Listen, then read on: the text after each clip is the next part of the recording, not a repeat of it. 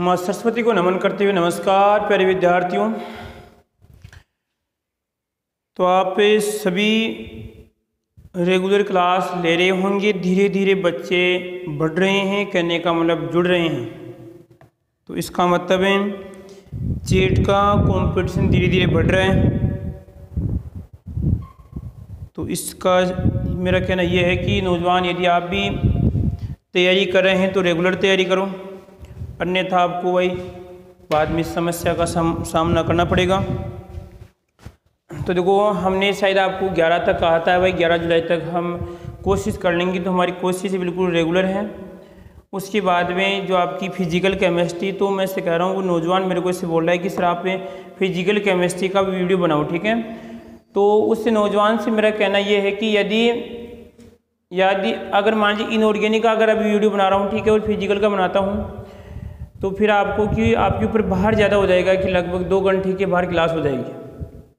तो इससे अच्छा है कि भाई अभी तक उम्मीद मेरे को लग रही है भाई एग्ज़ाम बढ़ने की संभावना है, तो लगभग हम जैसे आपकी ये जो इनऑर्गेनिक केमिस्ट्री पूरी होती है उसके बाद में फिजिकल स्टार्ट करेंगे। तो या तो आप पे थोड़ा बहुत धैर्य बना के रखो, और या अगर मान लीजिए कोई 1 या 2 टॉपिक में आपकी समस्या है तो आप ऐसा करो, फिर आप मेरे को बता देना कि सर इस टॉपिक में समस्या है, तो आपका या उससे संबंधित अलग से वीडियो बना दूंगा, क्लास बना दूंगा, तो उसमें आपका समाधान हो जाएगा। क्योंकि यहाँ पर मैं तो ये चाहता हूँ कि भाई कम से कम सिर्फ एक बच्चा देखे क्लास देखे। कहने का मतलब एक पढ़ने वाले एक बच्चे के पास एक क्लास जाए, ठीक है, वो मेरे को मालूम है भाई किसके पास क्लास जा रही है, ठीक है। परंतु अब ये भी है नहीं कि भाई इतना भी कोई अडिग नहीं रह सकते कि भाई और बच्चों को हम क्लास नहीं दे सकते। जैसे मान लीजिए मैंने पहले जो ग्रुप बना रखा था उस ग्रुप से मैंने हटा दिया सभी को, ठीक है, फिर भी बच्चे यहाँ पे जुड़ रहे हैं, धीरे धीरे बच्चे जुड़ रहे हैं। इसका मतलब है कि बच्चे क्लास रेगुलर ले रहे हैं कुछ बच्चे। अब जो बच्चे फिर बोल रहा हूँ कि जो इस चैनल पे नए हैं, तो उन विद्यार्थियों से मेरा निवेदन है कि कृपया जो आपका ग्रुप बना हुआ है व्हाट्सएप ग्रुप, उस व्हाट्सएप ग्रुप में आप जुड़ेंगे तो वहाँ पर आपको रेगुलर केमिस्ट्री की जो क्लास चल रही है वो आपको रेगुलर क्लास से मिलेगी, ठीक है।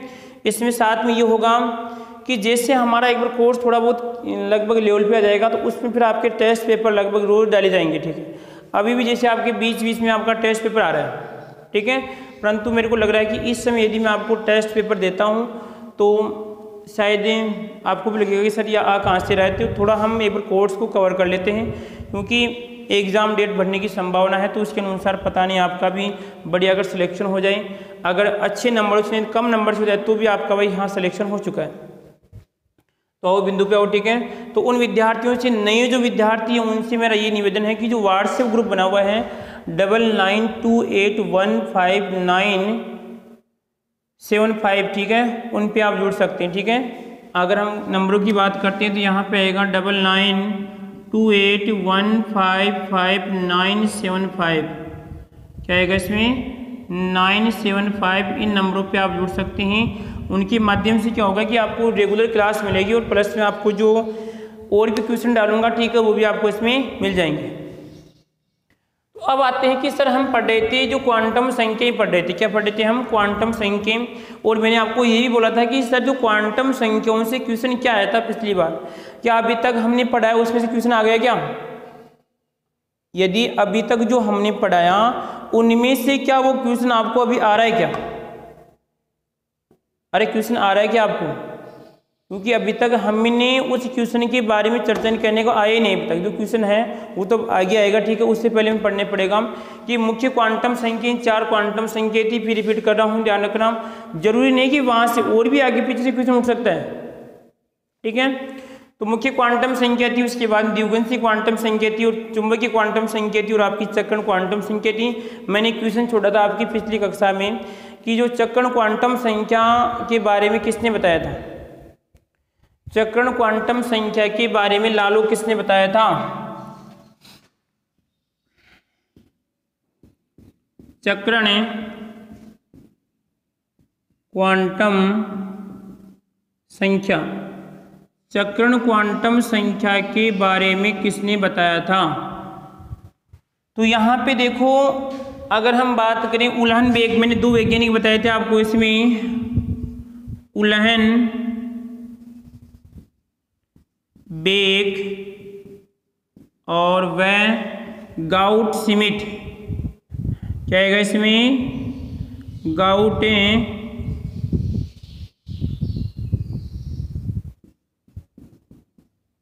श्मिट, ये जो 2 वैज्ञानिक थे उनने जो आपकी चक्रण क्वांटम संख्या थी, चक्रण क्वांटम संख्या के बारे में बताया था। मुख्य क्वांटम संख्या के बारे में किसने बताया, नील्स बोर ने बताया था। द्विगुणित क्वांटम संख्या के बारे में सोमरफेल्ड ने बताया था, जिसका सिद्धांत हमें पढ़ना बाकी है। और यहाँ पे एक जो संख्या थी कौन सी आपकी, चुंबकीय क्वांटम संख्या, चुंबकीय क्वांटम संख्या के बारे में किसने बताया था, लैंडे नामक वैज्ञानिक ने इसके बारे में बताया था। अब आता है हमारा अगला इसमें टॉपिक है कि जो सर हमने कल क्या पढ़े थे, एक नौजवान है बहुत बढ़िया, ठीक है, उसने आंसर दे रही है, शायद उसका नाम जो भी है यहाँ पे बढ़िया है, शायद उसका नाम अनीता है, अनीता नौजवान है तो उसका नाम है। तो देखो दिला लो, S P D और F, क्या है यहाँ पे, S P D F। अब यहाँ पे S P D F ये हमारे उपकोष है, और कल हमने पढ़ा इनकी आकृतियों के बारे में पढ़ा था। भाई सर S की आकृति किस प्रकार होती है, और P की आकृति किस प्रकार होती है, और D की आकृति किस प्रकार होती है, और F की आकृति किस प्रकार होती है। तो देखो यहाँ पे फिर रिपीट कर रहा हूँ, S P D F, S के लिए जो हमारी द्विगुणित क्वांटम संख्या का मान कितना होता है, 0, इसके लिए कितना होता है 1, इसके लिए कितना होता है बताओ यहाँ पे 2, इसके लिए कितना होता है आपका 3, यानी किसके मान है बताओ, L के मान है। उसके बाद में इस तरह बात करता हूँ, इनकी आकृति कैसी थी, इनकी आकृति हमने पढ़ी थी, S की आकृति कैसी थी बताओ, गोलाकार, कैसी थी, गोलाकार आकृति, ठीक है। इसकी कैसी थी बताओ यहाँ पे, डंबलाकार, कैसी थी, डंबलाकार। और इसकी आकृति कैसी थी बताओ, इसकी आ जाएगी यहाँ पे डबल डंबलाकार, कैसी थी, डबल डंबलाकार, डबल डंबलाकार, ठीक है। और यहाँ पे इसकी आकृति कैसी थी बताओ, यहाँ पे जटिल आकृति थी। उसके बाद में हमने देखा कि सर S में कितने कक्षक होते हैं, P में कितने कक्षक होते हैं, D में कितने कक्षक होते हैं, F में कितने कक्षक होते हैं। तो सर यहाँ पे जो S होता है उस S में कितना, 1 कक्षक होता है, P में आपके 3 कक्षक पाए जाते हैं, और आपके D में कितने होते हैं, 5 कक्षक पाए जाते हैं। कितने होते हैं, 5 कक्षक पाए जाते हैं। और F में कितने होते हैं बताओ, F में आपके 7 कक्षक पाए जाते हैं। कितने होते हैं, F में 7 कक्षक पाए जाते हैं। लालो ये कल हमने बातें पढ़ी थी, 1 2 3 4 5 6 7, क्योंकि देखो ये बातें याद होगी तो ये आपको आगे समझ में आएगा। लालो ऐसे घास काटने से कोई मतलब नहीं है कि मैं यहाँ पे बता रहा हूँ, पीछे वाले भूल रहे हैं, कोई मतलब नहीं, क्योंकि ये केमिस्ट्री की विशेषता है नौजवानों। पीछे वाला याद होगा तो ही आपको आगे वाला याद आएगा, अन्यथा आप पे बस फिर एक ही ऑप्शन बचता है आपके पास रटने का, और रटने से केवल आपको उम्मीद ये होती है कि भाई हाँ रिजल्ट चेक करे या नहीं करे, रिजल्ट हमारा चेक करे या नहीं करे। उसके बाद में कि इसकी शुरुआत कहाँ से होती है, इसकी शुरुआत सर 1s से होती है, इसकी कहाँ से होती है 2p से होती है, इसकी 3d से होती है, इसकी यहाँ पे क्या होती है 4f से क्या होती है शुरुआतें होती है। उसके बाद में मैंने बताया था कि यहाँ पे इनकी ऊर्जा की बात करते हैं तो सबसे अधिक ऊर्जा किसकी होती है, सबसे अधिक ऊर्जा F की होती है। और यहाँ पे यदि हम क्रम की बात करते हैं सबसे अधिक किसकी हो जाएगी, यहाँ पे यदि क्रम लिखते हैं तो क्या क्या था बताओ, S P D F ये था, सबसे अधिक कम इसकी होती है, फिर P, फिर आपका D है, सबसे अधिक इसकी होती है F की अधिक पाई जाती है। ठीक है, अब यहाँ पे देखना है कि सर यदि हम जो ये बातें पढ़ रहे हैं उनमें यदि मैं बात करूँ विशेष रूप से S जो आपका उपकोष है, इस S उपकोष की बात करते हैं तो S उपकोष में या एस जो आपका होगा उसकी जो कक्षक पाए जाएंगे उनकी आकृति किस प्रकार है, गोलाकार है। अब गोलाकार तो है, परंतु क्या इस पूरे कक्षक में ही इलेक्ट्रॉन पाए जाएंगे या कहीं पर इलेक्ट्रॉन पाए जाने की संभावना कम होगी या कहीं पर पाए जाने की संभावना ज़्यादा होगी। समझ रहे हो कुछ बात? क्या समझिए कि मान लीजिए यह आपका कोई भी एस कक्षक होगा, इस एस कक्षक में या पूरे में इलेक्ट्रॉन पाए जाने की संभावना ज़्यादा होगी या जिस स्थान पर इलेक्ट्रॉन पाए जाने की संभावना कम होगी उसे हम क्या कहते हैं। ठीक है, तो हम बात करते हैं, पहले एस की बात करेंगे, फिर पी की, फिर किसकी, यहाँ पे डी की। अब आप कहेंगे सर ऐप की क्यों नहीं करेंगे? यदि आपको ऐप की यदि अलग से जानना है, देखो ऐप की आपके सिलेबस में यहाँ पे अकॉर्डिंग सिलेबस के अनुसार चल रहा हूँ। यदि आपको ऐप की अलग से जानना है, ठीक है, तो आपको कमेंट करना पड़ेगा कि हाँ सर हमें ऐप की बताऊँ। इस क्लास में नहीं बताऊँगा, ठीक है, अलग से आपको यहाँ पे वीडियो बना के इसमें भेजूँगा। ठीक है, तो ये मैं सोचता हूँ ऐप की भी होती है। ठीक है, तो हमें देखना है पहले किसकी बताऊँ, एस की देखनी है। एस जो आपका कक्षक होता है, एस जो आपका ऑर्बिटल है या एस जो ये आपका एस उपकोष, एस की बात कर रहे हैं या एस, देखो इसमें एक बात फिक्स है, एस उपकोष और एस कक्षक एक ही है। क्यों है? क्योंकि सर इसमें कक्षक भी एक ही होता है, जबकि इसमें क्या होते हैं, 3 कक्षक होते हैं। तो यहाँ पे किसकी बात करें, एस उपकोष की बात करें, एस उपकोष की हमें बात करें। ठीक है, एस उपकोष, इसमें कक्षक कितना होता है, 1 होता है। तो यहाँ पे क्या होता है कि एस जो उपकोष होगा इसकी आकृति कैसी होती है बताओ, ऐसी गोलाकार होती है। कैसी होती है? इसकी आकृति लालो गोलाकार पाई जाती है। अब गोलाकार का मतलब है यहाँ पे तो केवल मैं 2D बना सकता हूँ, यहाँ पे तो मैं द्विविमीय में बना सकता हूँ, परंतु यदि मैं मानूँ यहाँ पे कि अंतरिक्ष में बात करता हूँ, इसमें सर लंबाई भी होती है, इसमें चौड़ाई भी होती है और इसमें क्या होती है, आपकी ऊंचाई भी पाई जाती है। इस स्थिति में इलेक्ट्रॉन एक्स दिशा में भी हो सकता है, वाई दिशा में भी हो सकता है और आपकी जेड दिशा में भी हो सकता है। यानी जो पूरा यहाँ पे कक्षक होगा उस पूरे कक्षक में इलेक्ट्रॉन पाए जाने की संभावना व्यक्त की जाती है इस गोलाकार आकृति के अनुसार।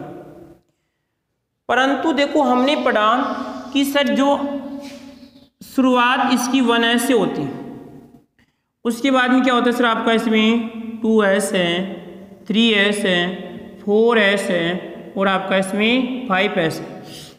ठीक है, अरे तो देखो सभी की यहाँ पे सोच मिल रही है, यहाँ पे क्या हो रहा है, सभी की सोच मिल रही है। सोच का मतलब सर यहाँ पे इनके गुण समान क्या है, इनके क्या है यहाँ पे गुण समान है। तो गुण समान है तो ऐसे बताओ इनमें क्या होगा आपस में, इनमें आपस में एक संबंध होगा। यार पता नहीं हंसी क्यों आ रही है आज, थोड़ा मैं हंस लेता हूँ एक बार। ठीक है, जो भी हंसी का अपने को कारण नहीं है। तो देखो इधर आप, सर इसका और इसका गुण समान है। यदि आपको पता है कि जब 2 व्यक्तियों की सोच समान होती है तो वो आपस में जुड़ जाते हैं, आपस में क्या होते हैं, जुड़ जाते हैं। तो सर यहाँ पर भी 1s, 2s, 3s, 4s और आपका 5s है, तो ये भी आपस में एक संबंध के द्वारा जुड़े हुए हैं। इसका मतलब क्या है कि सर सभी का मतलब क्या है कि सभी s के क्या है, कक्षक है। क्या है, s के कक्षक है। इस बात का हमें ध्यान रखना है। परंतु यदि मैं इसी बात को, पूरी बात को अब दोनों को मिलाना है, समझे आप। एक तो हम अध्ययन कर रहे थे दोनों के अलग अलग गुण के अध्ययन कर रहे थे, अब हमें अध्ययन करना है दोनों को मिला के क्या बनेगा। तो देखो इधर यहाँ पे दोनों को मिला के बनेगा सर आपका एक परमाणु बनेगा। क्या बनेगा, यदि मैं इन दोनों की बात करता हूँ, ये परमाणु की पहली कक्षा आएगी, ये परमाणु की सर आपकी दूसरी कक्षा आएगी, ये परमाणु की कौन सी कक्षा आएगी ला लो, ये परमाणु की तीसरी कक्षा आएगी। अब देखो कि मैं पहली कक्षा की बात करूं, यहाँ पे आएगा सर आपका 1s है, यह आपका कौन सा है, 2s है, यह आपका कौन है, 3s है। तो पहली कक्षा हमने यहाँ पर जब इसका निर्धारण किया तो हमें मालूम है कि जो आपका कौन था, मैक्स बोरॉन की बात करें यहाँ पर है, उसके अनुसार साई स्क्वायर का मान यहाँ पे क्या है बताओ, ज़्यादा है। तो जिस स्थान पे सर साई स्क्वायर का मान ज़्यादा होगा वहाँ पे इलेक्ट्रॉन पाए जाने की संभावना है। परंतु लालू मेरे को इसे बताओ, ये जो नाभिक के बीच में और जो आपको ये स्थान दिख रहा है, ये स्थान दिख रहा है, इसमें एक स्थान ऐसा है कि वहाँ पे इलेक्ट्रॉन पाए जाने की प्रायिकता सबसे कम है। यदि मैं मान लीजिए यहाँ से लेकर यहाँ तक की बात करता हूँ तो इस स्थान पे तो सर इलेक्ट्रॉन पाए जाने की संभावना सबसे अधिक है। और सर यहाँ पे बात करता हूँ कि ये जो आपको खाली स्थान दिख रहा है तो इसका जो यहाँ पे मैं कहूँ कि जो बीच वाली जो आपकी स्थिति दिखाई दे रही है, इस वाली स्थिति में इलेक्ट्रॉन पाए जाने की संभावना क्या होगी रे भाई? सबसे कम होगी। क्या होगी? सबसे कम नहीं ला लो, ये भी समस्या है। समस्या क्या है कि सर यहाँ पे तो सर ये नाभिक आ गया, यहाँ पे तो क्या आ गया? नाभिक आ गया, तो ये तो कुछ बैठेगा नहीं। चलो आगे बढ़ते हैं फिर। अब सर यदि मैं बात करूँ, ये आपकी फर्स्ट कक्षा और आपकी सेकंड कक्षा, तो इन दोनों कक्षाओं के मध्य यहाँ पे इस वाली स्थिति में इलेक्ट्रॉन पाए जाने की संभावना सबसे कम होगी रे लालो।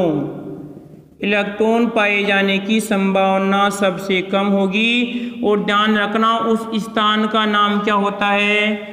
नोडीय तल। क्या होता है लालो? ध्यान रखना, नोडीय तल होता है, जिसे हम त्रिक तल भी कहते हैं। क्या कहते हैं उसे? हमें त्रिक तल भी कहते हैं। इस बात का ध्यान रखना है। तो इसका मतलब क्या हुआ लालो? इसका मतलब सर ये हुआ कि जब केवल परमाणु कौन सी अवस्था में है? जब केवल सर परमाणु 1s अवस्था में है तो उस समय यहाँ पे नोडीय तल की संख्या क्या होती है? या नोडीय तल नहीं पाया जाता है, नोडीय तल नहीं होता है। और जब परमाणु यहाँ पे कौन सी लगभग 2 कक्षा उसके पास होती है तो सर यहाँ पे क्या होता है? बीच में एक नोडीय तल पाया जाता है। बीच में क्या होता है? आपका नोडीय तल पाया जाता है। तो इसका वास्तविक अर्थ ये निकला कि यदि n का मान, देखो पहली कक्षा 1s लिखा तो बताओ n का मान कितना है? 1 है। जब n का मान 1 लिखता हूँ तो नोडीय तल कितना आएगा बताओ? नोडीय तल आएगा लालो यहाँ पे कितना आएगा बताओ? 0 आएगा। और जब सर मैं n का मान कितना रखा मैंने? n का मान सर जब 2 रखता हूँ तो यहाँ पे नोडीय तल की संख्या कितनी आएगी बताओ? 1 आएगी। तो हमारे पास एक फॉर्मूला बन गया नोडीय तल निकालने का। s कक्षा के लिए जो आपका s उपकोष है उसके लिए नोडीय तल निकालने का एक फॉर्मूला बन गया लालो, चिपका लेना, n-1। n माइनस क्या होता है? 1। इससे क्या होता है? हमें नोडीय तल की जानकारी होती है। क्या होती है? नोडीय तल की जानकारी हमें होती है। कुछ नौजवान पढ़ रहे हैं तो कुछ नौजवान आराम कर रहे हैं, तो सोच लो। अब जो नौजवान या जिसके सामने कोई नौजवान सो रहा है और एक पढ़ रहा है तो मैं उस नौजवान को बहुत बढ़िया मानता हूँ, जो एक आराम की स्थिति देखते हुए भी एक कठिन काम कर रहा है पढ़ने का।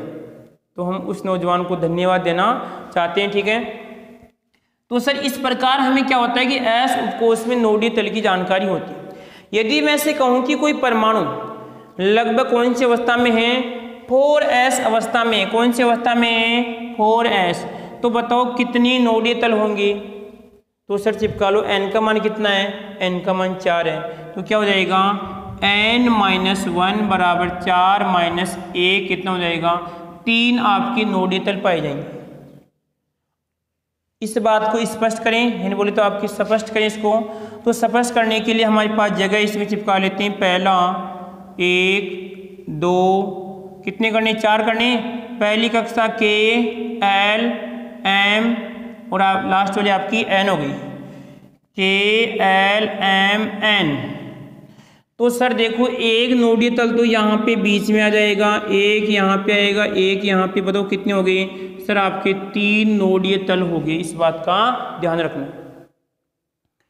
दूसरी बात इसमें क्या होते हैं कि नाभिक के चारों ओर, नाभिक के चारों ओर, इधर से भी चारों ओर, इधर से भी चारों ओर, लगभग 3D अवस्था में क्या होते हैं? ये कक्षक पाए जाते हैं। इसीलिए लालो याद रखना कि यहाँ पे जो एस होते हैं, एस के कक्षक कैसे होते हैं, अदिशात्मक होते हैं। कैसे होते हैं? अदिशात्मक होते हैं। इस बात का ध्यान रखना है लालू, अदिशात्मक होते हैं। ठीक है, कोई एक दिशा नहीं होती है। जैसे मान लीजिए कोई व्यक्ति बिल्कुल एकदम गोल है, जैसे मतीरा एकदम लाल वाली, अगर हम मतीरे की बात करते हैं तो मतीरा पूर्ण रूप से गोल है।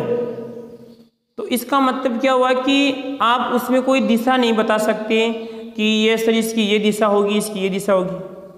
इसी प्रकार मान लीजिए कोई अगर ऐसा कोई फल है जिसको लंबा है, ठीक है, तो हम बात करते हैं उसमें क्या होती है, एक दिशा निश्चित दिशा पाई जाती है। तो यहाँ पे जब परमाणु में इस एस कक्ष की बात करें या एस उपकोष की, तो इसमें क्या होते हैं कि पूरे परमाणु में 3D अवस्था में पाई जाती है, कोई दिशा नहीं होती है। तो हमें कौन कौन सी बात याद रखनी है लालू? पहली बात याद रखनी है, और एक बात ध्यान रखना, इसमें जो एस उपकोष के अंदर जो कक्षक पाया जाता है इसको क्या कहते हैं, क्योंकि m का मान कितना होता है, 0 होता है। m का मान 0 नहीं होता, m का मान 1 होता है, परंतु उसका नाम क्या लिखते हैं, हम 0 लिखते हैं। ठीक है, जो पीछे वाले कक्षा में आपको m के मान निकालने का फॉर्मूला मैंने आपको बताया था, m के मान निकालने का फॉर्मूला मैंने आपको बताया था लालो। ठीक है भाई, देखो इसमें m का मान निकालना क्या आएगा, 2l+1 का नियम था शायद, 2l प्लस आपकी 1 का नियम था। वैसे m का मान तो 1 आएगा, परंतु उसका नाम क्या लिखा जाएगा, उसका नाम 0। यदि m के मान 2 है तो, यदि m के मान 2 है तो कितने आएंगे, 1 यहाँ पे इधर आएगा, 1 आपका क्या होगा इसमें आपका इधर आएगा। यदि 3 है, जो भी है, चाहे 2 तो आएगा नहीं, 3 आएगा इसका m का मान। ठीक है, तो यहाँ पर इस बात का ध्यान रखना है। तो एक बार लिखना चाहो लिख लो, अदिशात्मक होता है, इसमें नोडीय तल किस प्रकार निकालते हैं इसकी आपको जानकारी होनी चाहिए। सीधा सा मैंने फॉर्मूला बता दिया, यदि n का मान कितना है तो उसी के आधार पर क्या करते हैं, नोडीय तल, इनको हम त्रिक तल भी कहते हैं, और गोलाकार इसकी आकृति पाई जाती है। पूरे परमाणु में क्या होते हैं, लगभग 3D अवस्था में पाए जाते हैं। इसको छाप लो, एक बार मैं क्लास चेक कर रहा हूँ ठीक बन रही या नहीं बन रही है। बिल्कुल ठीक है, बन रही है, बनने दो, आपको क्या परेशानी। आगे देखो, उसके बाद में हम बात करते हैं कौन सा, एस के बाद में कौन सा आता है, पी आता है कि पी की बात करें।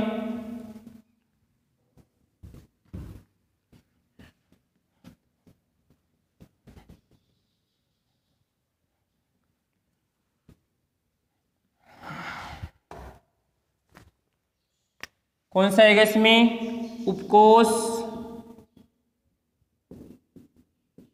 यदि पी, अब पी में एल का मान कितना होता है, अरे गिर गए क्या लल्लू, लल्लू गिर गए भाई, लल्लू गिर गया। यहाँ पे आएगा एल का मान कितना होता है भाई, इसमें एल का मान 1 होता है।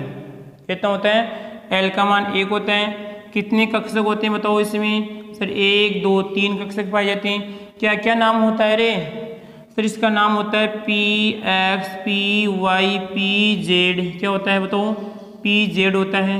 कितने इलेक्ट्रॉन बढ़े जाते हैं टोटल, सर टोटल इलेक्ट्रॉन की संख्या कितनी होती है, 6 होती है। ठीक है, उसके बाद में आकृति कैसी होती है, अब देखो इसकी आकृति सर हमने पढ़ी थी, कैसी होती है बताओ, डंबलाकार कैसी होती है, डंबलाकार। इसकी आकृति कैसी पाई जाती है बताओ, डंबलाकार इसकी आकृति पाई जाती है।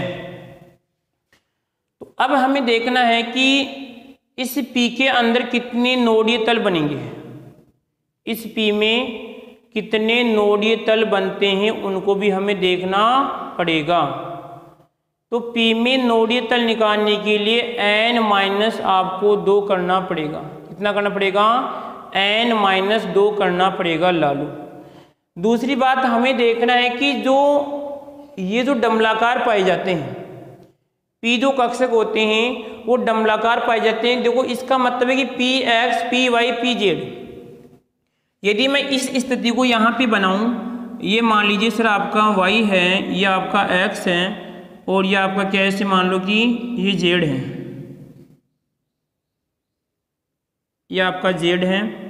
इस जेड को यदि हम इधर लेते हैं, ये किस में आएगा रे, ये आपका एक्स का होगा रे, ये इसका हो जाएगा। तो यहाँ पे हो जाएगा पी वाई, ये हो जाएगा पी जेड, और ये हो जाएगा आपका पी एक्स। ठीक है, अब डंबलाकार का मतलब 2 डंबल है। जैसे आपने कभी शंकर भगवान वाला जो डमरू देखा होगा, यानी 2 डंबल पाए जाते हैं। तो 2 डंबल है तो यहाँ पे सर ये डंबलाकार का मतलब ऐसी आकृति पाई जाएगी लालो, इसमें इस प्रकार आकृति पाई जाएगी। अब इनमें क्या होगा कि इलेक्ट्रॉन जो पाए जाने की संभावना है, इलेक्ट्रॉन पाए जाने की संभावना इन डंबल्स के अंदर होती है, इन डंबल्स के अंदर होती है। भाई अगर मान लीजिए मैं कहूँ इलेक्ट्रॉन पाए जाने की संभावना यदि कौन से की, अगर x वाले की बात करते हैं तो x वाला होगा, यदि px पे तो इस प्रकार ये डंबल इसके ऊपर आएगा। इस देखो वैसे आपको एग्जाम में नहीं पूछेगा भाई इसका डंबल, ठीक है, परंतु फिर भी हम आपको ये समझाएं भाई, अगर वास्तविक रूप से भाई ये दिशात्मक उनको देखेंगे, ठीक है, तो यहाँ पर आएगा सर ये बन जाएगा कौन सा आपका, इसका नाम क्या होगा बताओ, इसका नाम हो जाएगा px होगा, क्योंकि देखो x पे है, अरे कौन से x पे है ना, ये x पे तो कौन सा हो जाएगा इसका px होगा। यदि अगर मैं बात करूं कौन से की py की बात करता हूं तो यहाँ पे आएगा बताओ, यह देख आपका py हो जाएगा, क्या हो जाएगा py होगा। और ये कौन सा आएगा सर आपका इसमें pz, कौन सा आएगा बताओ, यह आ जाएगा इसमें आपका pz आएगा, ये इस प्रकार इसमें आपका pz, इसका नाम हो जाएगा px, इसका नाम हो जाएगा pz और ये कहलाएगा आपका इसमें py। तो ये कक्षक क्या है यहाँ पे देखो पूर्ण रूप से गोलाकार नहीं है, उसमें तो कहते सर आपके गोलाकार थे, इसमें पूर्ण रूप से गोलाकार नहीं है, वो डंबलाकार पाए जाते हैं। और इन डंबल में क्या होता है, इलेक्ट्रॉन पाए जाने की संभावना पाई जाती है। अब सर यहाँ पे एक समस्या है, इनमें नोडीय तल कहाँ पे पाए जाते हैं, नोडीय तल कहाँ पे पाए जाते हैं, तो ध्यान रखना जहाँ पर ये डंबल स्पर्श करते हैं, लिख लो लिखना चाहो तो, जहाँ पर ये डंबल स्पर्श करते हैं उस स्थान पे नोडीय तल पाए जाते हैं। तो इनमें नोडीय तल निकालने का एक फॉर्मूला है n-2, क्या आएगा इसमें n-2 के आधार पे क्या करते हैं, इन डंबल में क्या करते हैं हम नोडीय तल की संख्या निकालते हैं। तो यहाँ पे आएगा n-2, इसका मतलब यदि हमारे पास क्या है बताओ 2p है। अब देखो यदि 2p और वहां पे क्या था बताओ 1s, ये दोनों बराबर है, इसमें भी सर नोडीय तल का मान 0 था, इसमें भी नोडीय तल का मान 0 आएगा, क्योंकि n का मान कितना है 2, तो यहाँ पे रहेगा 2 - 2 बराबर आपका 0 होगा। इसमें यदि हमारे पास फॉर्मूला क्या था n-1 था, तो यहाँ पे आएगा 1 - 1 आपका 0 था, यानी एक ध्यान रखना क्वेश्चन बनता है s के लिए तो कौन सा 1s, यदि 1s होगा तो वहाँ पे नोडीय तल की संख्या क्या होगी 0 होगी। और यदि p होगा तो वहाँ पे यदि n का मान 2 रखेंगे तो वहाँ पे नोडीय तल की संख्या क्या होगी 0 होगी। अब यदि क्वेश्चन बनाना चाहिए, यदि n का मान यदि 2 है, n का मान 2 है तो बताओ s में कितने नोडीय तल होंगे, p में कितनी नोडीय तल होंगे। तो यहाँ पे ध्यान रखना p में नोडीय तलों की संख्या 0 होगी, क्योंकि p की शुरुआत कहाँ से 0 से होती है, और कम से कम यहाँ पे नोडीय तल की हमें क्या होती है 2 कक्षाओं की आवश्यकता होती है। और यहाँ पे क्या हुआ कि सर जो कौन सा s के लिए हमारे पास 2 कक्षक आ गई, क्योंकि 1s भी होता है, तो इन दोनों के मध्य क्या होगा आपका इसमें एक नोडीय तल बनेगा, ठीक है। आगे देखो यहाँ पर कौन सा है, तो यहाँ पर इलेक्ट्रॉन पाए जाने की संभावना सर यहाँ पे डंबल से पाई जाती है। दूसरी बात ध्यान रखना, जो आपके p डंबल्स पाए जाते हैं, p डंबल्स दिशात्मक होते हैं। कैसे होते हैं, दिशात्मक गुण होता है या इसमें सदिश का गुण पाया जाता है, तो इस बात का ध्यान रखना। कैसे होते हैं बताओ, ये दिशात्मक पाए जाते हैं, इसमें दिशात्मक का गुण पाया जाता है लालो, इस बात का ध्यान रखना है। जबकि s कैसा था, इसमें आपका अदिशात्मक था, ठीक है। अरे कोई दिक्कत यहाँ किसी को इसमें इस प्रकार की आपको आकृति देखो, इसमें ध्यान रखना एक, इसमें क्या होता है कि जो इलेक्ट्रॉन पाए जाने की संभावना x के ऊपर होती है, जबकि जो d आएगा ना उस d में कुछ में क्या होती है x के बीच में भी हो सकती है। थोड़ा ये भी ध्यान रखना कि जो p ब्लॉक होता है, जो हम बात करते हैं p उपकोष होता है, p उपकोष में क्या होता है इलेक्ट्रॉन पाए जाने की संभावना x पर होती है, x के बीच में नहीं होती है, x पर होती है, ये दिशात्मक होते हैं, ठीक है। आगे देखो उसके बाद में यदि मैं कहूँ कि जैसे मान लो n का मान मैंने लिखा कितना, n का मान कितना है 5, n का मान 5 है। तो बताओ S में कितनी नोडीय तल होंगे, P में कितनी नोडीय तल होंगी। तो यहाँ पे लालो आप अगर बताना चाहो तो बता सकते हो, कोई दिक्कत नहीं है, ठीक है। वैसे तो रोक टोक नहीं है, रोक टोक नहीं है, ठीक है, बताने की। परंतु आपको भी ध्यान रखना है कि जो नौजवान एक टाइम के अनुसार क्लास नहीं लेते हैं या बाद में कमेंट करते हैं, तो कमेंट को आपको पता है कि भाई यदि मैं रोज़ अगर ऐसे मान लीजिए 2 दिन बाद में कमेंट देखता रहूँगा तो लालो फिर आपको पढ़ाएगा कौन फिर।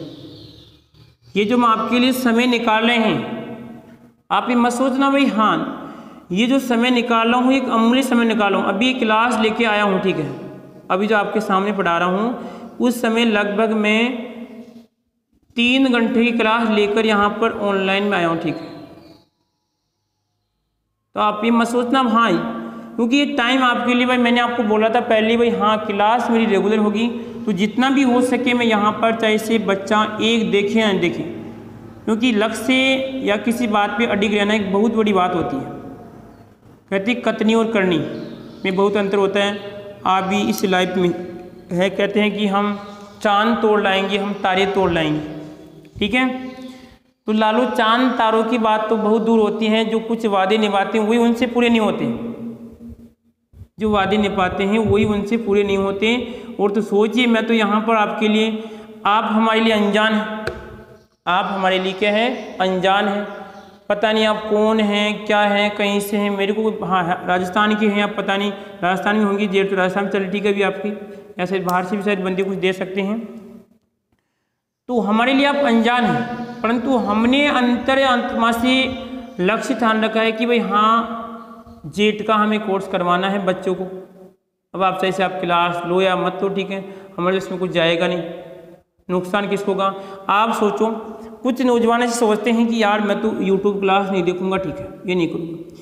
अरे भाई देखो आपके देखने या नहीं देखने से तो मेरे तो कोई फर्क पड़ेगा नहीं, क्योंकि हमारा तो काम है, हमारी तो बात इतनी नॉर्मल हो गई।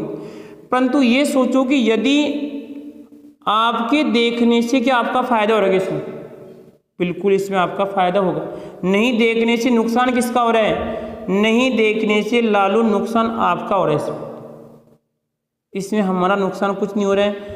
यहाँ पर अगर मान लीजिए आप अच्छी अगर रेगुलर क्लास लेते हैं, अगर आपके अच्छे नंबर आते हैं तो आपको कॉलेज मिल जाएगी। इसका मतलब क्या होगा कि आप लाखों की भीड़ से हट के तैयारी करेंगे। आप जेट का पहला लक्ष्य तो ये होता है कि एक तो मान लीजिए 10 बंदों में आपको मैं दौड़ करवाऊँ और 1-2 बंदों अगर 5 बंदों में दौड़ करवाऊँ, ये होता है इसका अर्थ कि इससे क्या होता है, छटनी हो जाती है, छटनी हो जाएगी, एक आपका स्पेशल डिपार्टमेंट बन जाएगा, आपकी अलग पहचान हो जाएगी, हाँ ये एग्रीकल्चर के बंदे हैं। उसके बाद में इससे आप अगर एमएससी करते हैं, पीएचडी करते हैं तो वो आपके ऊपर है, ठीक है। अब कभी आप जो मिलेंगे फिर जो भी करें आप, हाँ शायद आप हमारे को जानते होंगे पर मैं आपको नहीं जानता हूँ। तो यहाँ पे क्या पढ़ा हमने, एस और पी पढ़ा। तो सर मैंने कहा कि एन का मान कितना बताऊँ, एन का मान 5 है, तो एन का मान 5 है तो हमारे पास क्या था फॉर्मूला, n-1 और यहाँ पे आएगा n- आपका 2। अब लगा लो हिसाब, तो n का मान कितना बताऊँ, 4 है, यहाँ पे कितना आएगा बताओ, p का मान कितना है यहाँ पे, अरे p का मान कितना आएगा, n का मान तो कितना आएगा इसमें 3 आएगा। इसका मतलब ये कि यदि s में 4 है तो p में कितने होंगे, 3 नोडीय तल होंगे। ये आप किस प्रकार मालूम किया आपने, इस फॉर्मूले के आधार पे हम मालूम कर सकते हैं। आगे देखो लास्ट हमारा कौन सा आगे आएगा, इसमें आपका डी कक्षा की बात करते हैं या डी उपकोष की बात करें।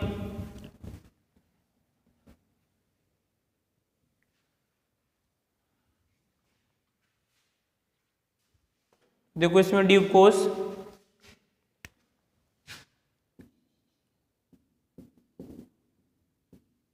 डी उपकोष या हम बात करते हैं इसमें। अब डी उपकोष में देखना है कि एल का मान कितना होता है, एल का मान ला लो कितना होता है इसमें, एल का मान 2 होता है इसमें, ठीक है। एल का मान उसमें 1 था, उसमें 2, यहाँ पे कितना आएगा इसमें, तो यहाँ पर देखो उसके बाद में कह रहा है कि एल का मान 2 है, इसमें कितने कक्षक होते हैं, इसमें सर आपके 5 कक्षक पाए जाते हैं, 1 2 3 4 और आपका ये 5। उसके बाद में कि सर इसमें कितने इलेक्ट्रॉन होते हैं, इसमें सर आपके 10 इलेक्ट्रॉन भरे जाते हैं। कितने होते हैं, 10 इलेक्ट्रॉन भरे जाते हैं, ठीक है। इसकी शुरुआत कहाँ से होती है? इसकी शुरुआत होती है 3D से, क्या होती है इसकी शुरुआत होती है, ठीक है। उसके बाद में इसकी आकृति कैसी होती है? डबल डमलाकार। कैसी होती है बताओ इसमें? डबल डमलाकार होती है। ऐसी होती है, डबल डमलाकार होती है। और यहाँ पे देखना इनके नाम लिखे, तो नाम की बात करते हैं इसमें तो क्या आएगा? PXY, और यहाँ पे नाम लिखूंगा, अरे P नहीं, यहाँ पे आएगा D। पढ़ रहे हैं लो, समझा करो कुछ बातों को। बातें तो मीठी मीठी कर लेते हो आप, ठीक है, तो कुछ बातों को समझा करो कि सामने वाला क्या बोल रहा है। कभी एक बार उनकी बातों को ध्यान दिया करो आप। तो यहाँ पे आएगा DX, और यहाँ पे रहेगा DYZ D, और यहाँ पे आएगा क्या आएगा रे? ZX। और ज़्यादा हो रहा है कि फिर? हाँ यार मेरे हो यार क्या चक्कर, 5 ही होते हैं, लालू 6 बना दिए यहाँ पर। इसका हो जाएगा DZ स्क्वायर, और इसका हो जाएगा DX square minus Y square. ये इनके नाम होते हैं। अब देखो इनके नाम से स्पष्ट हो रहा है ये कि ये कैसे हैं। इसमें तो देखो आपके 2XY दिख रहे हैं, वो P है, परंतु इनकी यहाँ पे पुनरावृत्ति हो रही है, तो यहाँ पे इनको डबल डमलाकार कहते हैं। क्या कहते हैं इनको? डबल डमलाकार कहते हैं। कौन कौन सी दिशा में होगा? X और Y में होगा। कहाँ कहाँ पे होगा? X और Y में होगा। यहाँ पे कैसा होगा इसे बताओ? Y और कहाँ पे? Z में होगा। और यहाँ पे कैसा होगा इसमें? Z और X में होगा। यार कुछ बैठ नहीं रहा है, क्या बता रहे हैं सर इसे? उनमें तो क्या था कि सर X पर था, परंतु यहाँ पे ये 3 तो X पर नहीं होंगे, XO के बीच में होंगे। 3 तो XO के बीच में होंगे। कहाँ पे होंगे? 3 तो XO के बीच में पाए जाएंगे, इस बात का ध्यान रखना है। और जो बाकी 2 हैं वो XO के ऊपर पाए जाएंगे, ध्यान रखना।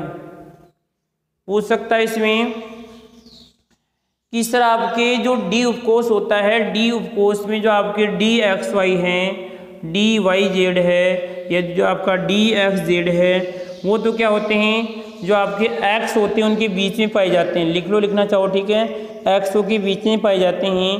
परंतु DZ स्क्वायर और आपका DX square minus Y square क्या होता है? ये XO के ऊपर पाए जाते हैं, जिसमें Z तो क्या होता है? केवल जो आपका PZ है वो Z भी पाया जाएगा, जबकि X स्क्वायर और माइनस Y स्क्वायर क्या होता है? ये लगभग X पे और Y पे पाए जाते हैं, इस बात का ध्यान रखना है। दूसरी बात ये है कि सर यहाँ पे जो ये P जो D कक्षक पाए जाते हैं, ये D कक्षक इनकी सभी की ऊर्जा समान होती है। क्या होती है? सभी की ऊर्जा समान होती है, इस बात का ध्यान रखना है। यदि मैं बात करूँ यहाँ पे 3D और किसकी बात करता हूँ? यहाँ पे 4D की बात करता हूँ। तो इस स्थिति में तो यहाँ पे यदि इसका जो कक्षक होगा या इसका कक्षक होगा तो ऊर्जा अलग अलग होगी। परंतु ये मैं बात करूँ यदि 3D की, अगर जैसे 3D के यहाँ पे कितने से मान लो इसके 5 आ गए, इसके भी कितने आ गए? 5 आ गए। तो यदि मैं इसकी तुलना इसके साथ करता हूँ तो क्या हो जाएगा सर? इनकी ऊर्जा में क्या होगा? अंतर होगा। और यदि मैं इसकी तुलना इसी के साथ करता हूँ तो इनकी ऊर्जा में कोई अंतर नहीं होगा, इस बात का ध्यान रखना है, क्योंकि ये समभ्रंश होते हैं। कैसे होते हैं? समभ्रंश पाए जाते हैं। नाम सुना हो कभी आपने? समभ्रंश ऊर्जा के कक्षक होते हैं। या आपको भी पता है कि जब एक इलेक्ट्रॉन वर्ताकार रूप से एक ही कक्षा में चक्कर लगाता है तो उसकी ऊर्जा में कोई परिवर्तन नहीं होता है, परंतु जब एक नीचे वाली कक्षा से ऊपर वाली में जाता है तो उसको क्या करनी पड़ती है? ऊर्जा लेनी पड़ती है। और यदि ऊपर वाले से नीचे में आता है उसको ऊर्जा देनी पड़ती है। ठीक है, तो यहाँ पे कुछ बातें याद रखना, ठीक है, जो मैं यहाँ बताई। एक तो क्या होगा इसमें? डबल डमलाकार है। दूसरी बात यहाँ पे कि इनके जो 1, 2, 3 वो तो क्या होते हैं? XO के मध्य पाए जाते हैं।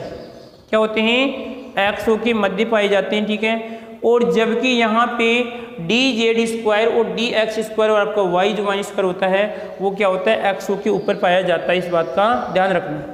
ऊपर का मतलब जैसे यहाँ पे अगर बनाना चाहें, जैसे मैं कहूँ कि ये आपका कौन सा है, ये y और ये कौन सा सर आपका इसमें z है, तो अगर मैं dz² की बात करता हूँ तो ऊपर आ जाएगा। देखो यहाँ पे क्योंकि डबल डबलाकार है, एक तो ये आ जाएगा और एक गोला यहाँ पे इसके बीच में रहेगा।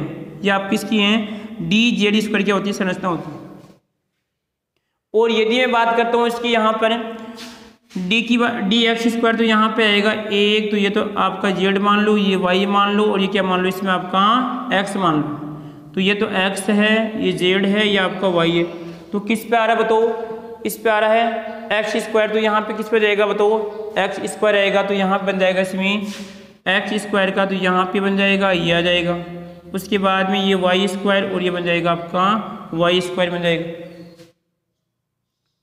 क्योंकि है ही ये डबल डंबलाकार है। ये डबल डंबलाकार, दो डंबल्स आएंगे, इस बात का ध्यान रखना इसमें। देखो क्वेश्चन अभी तक बना नहीं है, परंतु बना सकते हैं, क्योंकि आपको ऐसी संरचना दे सकता है। वो संरचना देके आपसे पूछ सकता है कि बताओ इस कक्षक का नाम क्या होगा। लालू ध्यान रखना, अभी तक क्वेश्चन नहीं बनाए, क्योंकि तरीका हमारा कुछ विशेष है, वह कैसे क्वेश्चन बन सकता है। क्योंकि ऐसा डायग्राम देखकर भी आपसे पूछ सकता है वो कि बताओ इस कक्षक का नाम क्या होगा, इस कक्षक का नाम क्या होगा। ठीक है, और ये आप शायद जानते होंगे। ठीक है, अब देखो यहां पर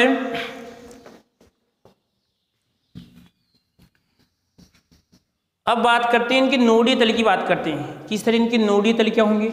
तो देखो हमने पढ़ा कि n-1 का तो s का था, n-2 इसका था, तो इसका कितना आएगा, n-3 आएगा, n-3 आएगा, क्योंकि शुरुआती सर यहाँ पे किसकी होती है। यदि मैं n का मान 3 लिखता हूँ तो यहाँ पे 3 - 3 कितना आएगा, 0।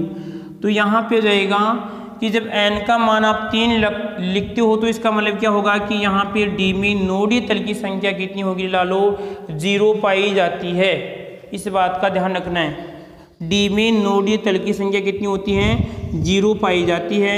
S के लिए कितना कहलाएगा, n-1 में होती है, और P के लिए 2 में होती है, D के लिए किस में जाएगी आपकी 3 में होती है, और F के लिए किस में आएगी आपकी 4 में क्या होती है, नोडीय तल की संख्या 0 पाई जाती है। तो क्वेश्चन बन सकता है लालो, ध्यान रखना, ध्यान रखना, S, P और D के वह कौन से मान है जिनमें नोडीय तल की संख्या 0 पाई जाती है। लालो क्वेश्चन पूछ सकता है, क्योंकि पढ़ाने का काम हमारा है तो क्वेश्चन भी बनाने का काम आपका और किसका होगा, हमारा होगा। तो क्वेश्चन क्या बना रहा हूँ, यदि वह मान कौन से होंगे जिसमें S, P और D में नोडीय तल की संख्या क्या होती है, समान पाई जाती है। यह ऐसे पूछ सकता है कि वह मान कौन से होंगे जिनमें S, P व D में नोडीय तल की संख्या क्या होगी, समान होती है। ठीक है, तो मैंने आपको तीनों फॉर्मूले आपको बता दिए, इनमें आपको किसी प्रकार की कोई दिक्कत नहीं होगी, और दिक्कत हो तो सिर्फ आपकी दिक्कत है, हमारी तो कोई दिक्कत है नहीं। हाँ भाई मिटा रहे इसको। ठीक है, अब आगे जो एक थोड़ा बहुत और बच रहा है इसमें आपका कोणीय नोड और बच रहा है। कौन सा बच रहा है, कोणीय नोड, और कोणीय नोड हम थोड़ा बहुत आगे वाली कक्षा में देखेंगे लालो। ठीक है, थोड़ा बहुत टाइम ज़्यादा हो रहा है, एक क्लास शायद आज एक और बनानी है, तो आप यहाँ तक पढ़ो। ठीक है, और अपना साथ साथ में रिवीजन भी कीजिए और आराम से मज़े उठाओ। जो आपके पास में सो रहा है उसे उठा के भगाओ।